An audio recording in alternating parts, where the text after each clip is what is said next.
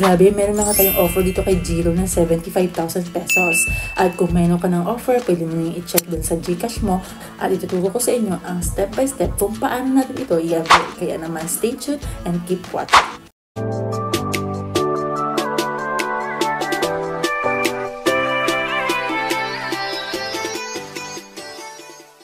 Hello guys! My name is Dad and welcome back to my channel. Kung bago ka dito sa aking channel, ipakiclick naman ang subscribe button and hit the notification bell para lagi kayong updated sa ating mga bagong uploads. Up to 125,000 ang pwede nating i-loan dito kay G-Loan. Turo ko sa inyo yung mga step by step kung paano natin ito i-avail. Paano natin ito mababayaran monthly at magkano yung mga interest na pwede nating bayaran dito. Na ang G-Loan is payable up to 1 month to 24 months. The interest rate niya lamang is 1.99%. Ang processing fee niya lamang is as low as 3%. I-walk through ko na kayo kung paano tayo mag-avail dito kay G-Loan kung meron ka ng offer. Open mo yung GCash mo and check your borrow tab. On the home screen, hanapin mo yung borrow. Kung eligible ka na kay G-Loan, makikita mo na kung magkano yung pwede mong i-loan. Step 2, tap mo ang G-Loan and view your loan. Diyan mo makikita yung mga details like maximum amount na pwede mong i-borrow o pwede mong hiramin, ang interest rate, yung mga available repayment, terms and processing fee. So makikita nyo dyan na meron na akong offer na 75,000 pesos. At itry natin i-loan is 50,000 pesos. So the amount na pwede mo yung piliin dyan is payable in 12 months. And step 2, makikita mo rin dyan yung percentage o interest rate na applied sa loan mo. Then makikita mo rin dyan yung selected date expected to borrow. O select date expected to borrow. For example, ngayon, pwede mo ilagay yung date. So sample rin yung nasa picture natin ha. Makikita mo rin dyan yung monthly amount dues which is 4,961.67. Yung processing fee niya sa 50,000 is 1,500.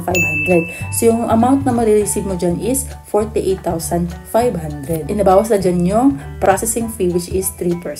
Step 3, choose the loan amount and repayment term.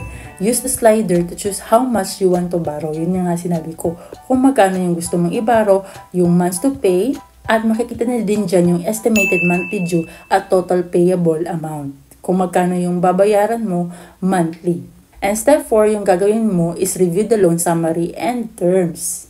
Dapat i-check mo yung loan summary ha. Kung magkano yung marireceive mo, ayan yung interest rate, yung processing fee, monthly due, at yung first due date.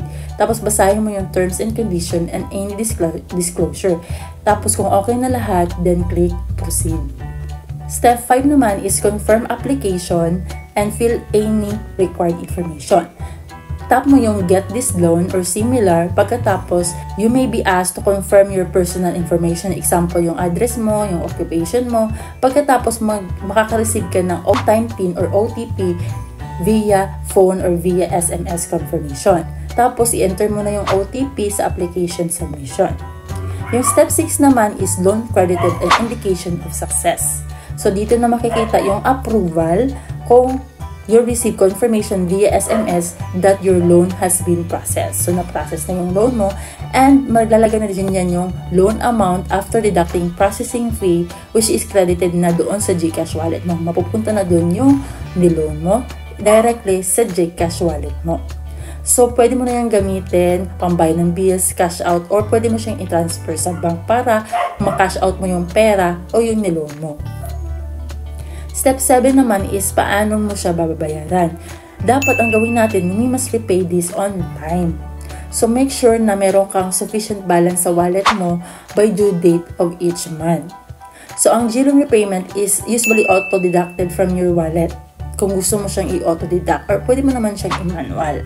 Paying on time helps maintain good account standing. Kaya, mai-improve pa nitong chances na pwede ka pa makaloan ng mas malaki pa. Tips ko lamang ito para magkaroon ka ng G-Loan offer. Gamitin mo palagi si GCash, magbayad ka ng bills, mag-load ka, gumamit ka ng G-Credit para tumaas yung G-Score mo. Mas mataas ang G-Score, mas malaki ang next loan offer mo niyan. Nawa nakatulong ang video nito kung paano mo i-avail si G-Loan step by step.